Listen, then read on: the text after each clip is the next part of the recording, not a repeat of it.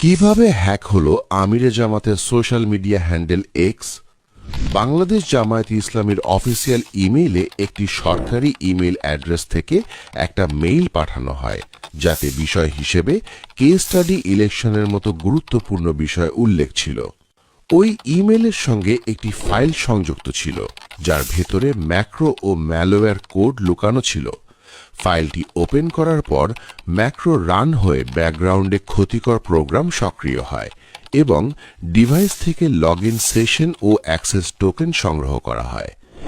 এই সেশন ভিত্তিক অ্যাক্সেস ব্যবহার করেই বিকেল 4:37 ডক্টর শফিকুর রহমানের ভেরিফাইড এক্স অ্যাকাউন্ট থেকে ভুয়া পোস্টটি করা হয়। একইভাবে ডক্টর শফিকুল ইসলাম মাসুদের ফেসবুক অ্যাকাউন্টেও অননুমোদিত প্রবেশ করা হয় এবং সেখান থেকেই বিকেল 4:53 ওই ভুয়া এক্স পোস্টটি ফেসবুকে শেয়ার করা হয়। বিষয়টি শনাক্ত হওয়ার পর বিকেল 5:09 পাসওয়ার্ড পরিবর্তন করা হয়, ফলে সব অননুমোদিত সেশন সঙ্গে সঙ্গে বাতিল হয়ে যায়। এই পুরো ঘটনাটি ছিল একটি ফিশিং ম্যালওয়্যার সেশন হাইজ্যাকিং ভিত্তিক সমন্বিত সাইবার আক্রমণ।